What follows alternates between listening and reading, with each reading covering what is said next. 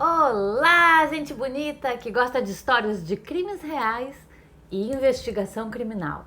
Eu sou Bruna Maishi e te convido a ficar aqui comigo nos próximos minutos. E agora eu quero conversar contigo que está chegando aqui pela primeira vez no canal. Seja muito bem-vindo. Te convido para se inscrever aqui embaixo no canal e ativar o sininho das notificações para não perder nenhum vídeo novo. E já peço para deixar aquele like que ajuda muito na divulgação do vídeo. Eu vou ficar muito feliz de ter vocês aqui comigo. Hoje eu trago um caso inacreditável. Eu nunca imaginei que alguém tivesse uma ideia dessas. Estão prontos? Então, pega a pipoca e vem comigo. Biten Ultra Kumar era uma jovem de 25 anos moradora do estado de Kerala, na Índia. Ela era filha de Mani Megalai e Vijayasenan. A Ultra era a dona de casa e vivia com os pais. A família tinha posses. A mãe era uma diretora de escola prestes a se aposentar e o pai trabalhava no ramo da borracha. E é muito comum na Índia as famílias pagarem dotes para que homens casem com as suas filhas e cuidem delas. A Ultra era portadora de necessidades especiais. Ela tinha deficiência mental e física leve. Ela tinha dificuldade na aprendizagem. E estava muito difícil conseguir um marido para ela. Então, ela conhece um rapaz por meio de um corretor, como se fosse uma agência de matrimônio. O nome dele era Suraj S. Kumar. Ele tinha 28 anos, era um agente de cobrança de um banco. O Suraj vinha de uma família mais simples e tinha condições financeiras bem menos favoráveis do que a família da Ultra. O pai dele era motorista de um veículo muito comum lá na Índia de 3 rodas. Então, em 25 de março de 2018, a Ultra casa com Suraj. E eles vão morar na casa dos pais do noivo. No dia 7 de maio de 2020, pela manhã, a Ultra foi encontrada morta na cama, no quarto que ela estava dormindo com o marido e o filho, na casa dos pais dela. E ela foi encontrada morta por uma picada, na verdade duas picadas de uma cobra muito venenosa. E a cobra foi encontrada no quarto e foi espancada até a morte. A autópsia revelou que ela realmente morreu pelo veneno da cobra, só que os pais dela começaram a estranhar. Por quê? Porque a casa estava totalmente fechada e eles estavam dormindo de ar-condicionado ligado. E um especialista em cobras chamado Vava Surej explicou que essa cobra não tinha hábitos noturnos para entrar de madrugada. E não tinha como ela entrar, sendo que as janelas e portas estavam totalmente fechadas. E mesmo que ela entrasse, ela não ia chegar no segundo andar onde estava o quarto. Então os pais da Ultra vão à polícia e denunciam o genro. Eles estavam bem desconfiados dele, já que a filha Ultra já tinha comentado que ele adorava vida selvagem e cobras e estava estudando tudo sobre o comportamento delas. E também porque esse não era o primeiro incidente com cobras em que a Ultra se envolvia. Preciso dizer aqui que é comum as pessoas morrerem por picada de cobra na Índia. Por ano, em média, 60 mil pessoas morrem por envenenamento de picada de serpente na Índia. E só entre os anos de 2000 e 2019, 1.200.000 pessoas morreram assim. Mesmo sendo um tipo de morte muito comum por lá, os pais da Ultra estranharam muito.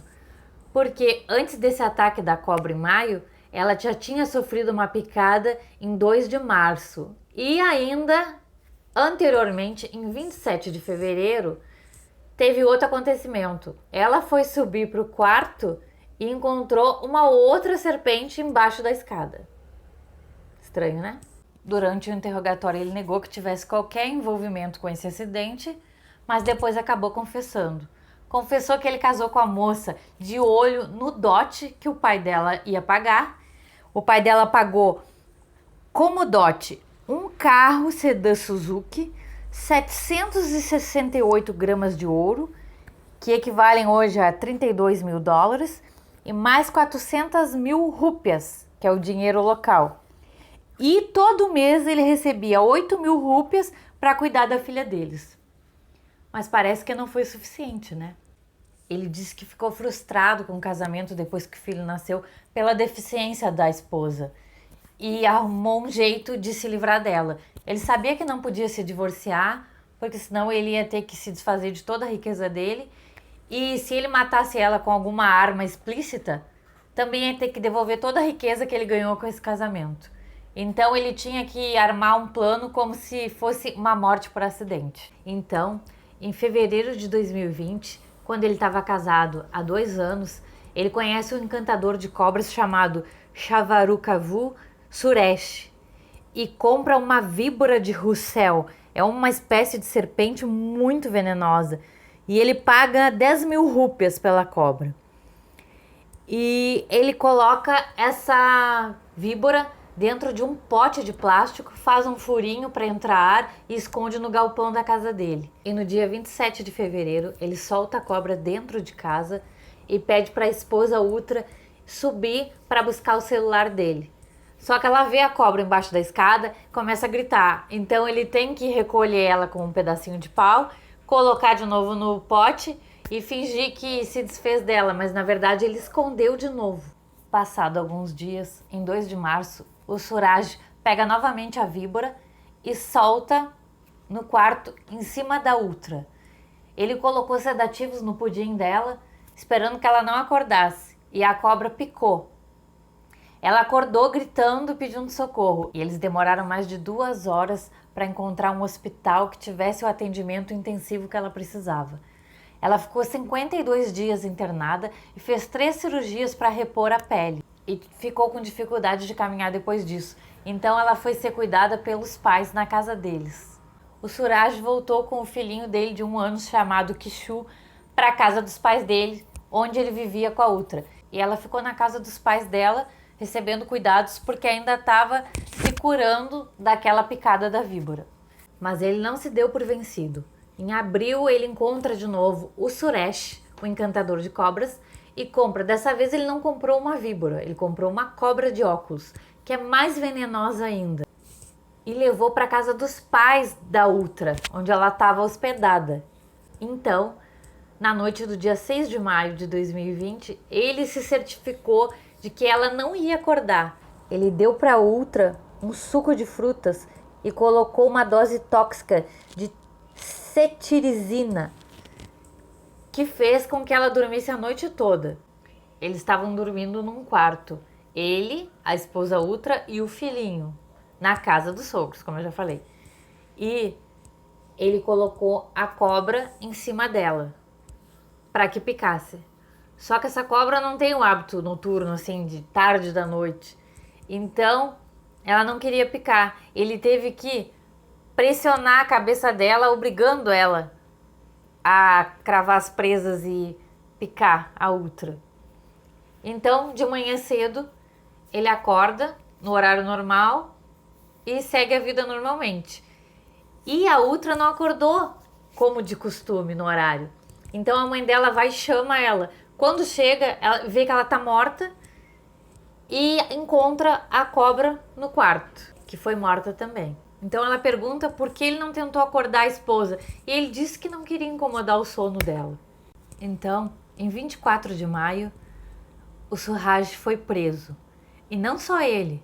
A mãe dele, Renuka, o pai, Suredran Paniker, e a irmã Súria também foram presos. Por histórico de violência doméstica contra a Ultra e também por destruir provas do caso. No dia do primeiro ataque da víbora, dia 2 de março, o pai do Suraj tinha roubado e escondido 38 moedas de ouro que era do dote da Ultra. E esse homem pegou a parte do dote e enterrou no quintal de casa. Foi feita uma análise cibernética forense no celular do Suraj e descobriram que ele assistia muitos vídeos e lia livros sobre comportamento de cobras para aprender. As provas produzidas comprovaram que a víbora que picou a Ultra em 2 de março, a víbora de Russell, era totalmente terrestre, não arbórea, e ela não subiria ao segundo andar da casa se não fosse colocada lá. Já a cobra de óculos da segunda picada, em que a Ultra faleceu, em 6 para 7 de maio, é uma cobra que não tem hábitos noturnos. O hábito dela ficar ativa é entre 17 e 20 horas. E de madrugada ela não age, ela fica quieta num canto. Foi provado que com as portas e as janelas fechadas e o ar-condicionado funcionando, não tinha como a cobra entrar sozinha na casa dos pais da Ultra. A autópsia encontrou 2 feridas de picada da cobra com 2,5 centímetros de profundidade. E foi provado que o normal é a profundidade de média 2 centímetros, que é o tamanho do comprimento das presas da cobra. Estudos científicos, então, demonstraram que a picada estava mais profunda porque não era uma mordida natural. Alguém colocou força para a cobra picar. Por isso que a ferida tinha uma profundidade maior. Os peritos fizeram uma autópsia no corpo da cobra e encontraram o DNA dela dentro do pote. Descobriram que ele manteve essa cobra por 11 dias no pote sem alimentar. Além disso, já tinha esse histórico de violência doméstica contra a Ultra na casa do Sorraj e dos pais dele, e também nos 2 casos em que ela foi atacada pelas cobras, ele estava presente em casa. A equipe de investigação fez um experimento com uma cobra viva. Colocou um braço de plástico, como se fosse de um humano, com um frango preso nele. E provou que as mordidas naturais resultam em feridas da mesma profundidade em relação ao tamanho das presas. E provou que a ferida seria mais profunda se aplicasse uma força externa, obrigando a cobra a picar. Nesse experimento, eles jogavam a cobra em cima do manequim e ela deslizava para o chão e ia para um canto escuro. Ela não picava, nem mesmo quando foi atacada e provocada, ela picou o manequim. O que prova que realmente durante a madrugada essa cobra não é ativa.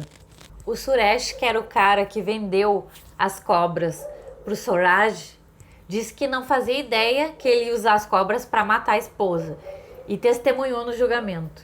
O promotor do caso, chamado G. Mohan Raj, disse que o Sorraj cometeu 4 dos crimes que causam a pena de morte, mas como ele era muito jovem, com 28 anos, eles iam atenuar a pena dele. Essa investigação policial reuniu várias disciplinas: veterinária, medicina legal, cyberforense, herpetologia, impressão digital de DNA e até farmacologia. Esse promotor ainda disse que esse caso é o mais raro entre os casos raros. O juiz do caso, chamado M. Manoj, falou que é o primeiro caso onde se usa uma arma natural, um animal vivo, para matar alguém, que foi um crime diabólico, cruel, hediondo e covarde. Esse julgamento ocorreu 1 ano depois, agora em 13 de outubro de 2021. E o Sorraj foi condenado por assassinato, tentativa de assassinato, causar ferimentos por envenenamento e desaparecer com as evidências de um crime. Pelos 2 crimes mais graves, assassinato e tentativa de assassinato, ele recebeu 2 penas perpétuas, e pelos outros 2 crimes de causar ferimento por envenenamento e desaparecer com as evidências, ele recebeu mais 17 anos e mais uma multa de 500 mil rúpias, aproximadamente $6.600, para pagar aos pais da esposa. Essa parte dele esconder as evidências é por conta que ele lavou o copo do suco onde ele colocou o sedativo, destruiu o graveto onde ele lidou com a cobra e apagou os registros de ligações incriminatórias do celular dele. Esse é só mais um caso de gente que se acha esperta e faz qualquer coisa, passa por cima dos outros por dinheiro. É o tipo de gente que entra na vida dos outros, destrói tudo e sai andando como se nada tivesse acontecido. Ele casou com a moça só para receber o dote e o seguro de vida que ele fez para ela. Tá cheio de gente assim. Nada de novo sob o sol. Eu, quando fiquei sabendo desse caso, não acreditei. É horrendo, né? Absurdo. A gente não pode negar a criatividade dele, né? Como usam o tempo e a inteligência para bolar coisa pro mal. Ele me parece ser só mais um sujeitinho frio, narcisista, oportunista, sem o mínimo de empatia e bom senso, como tantos outros espalhados por aí.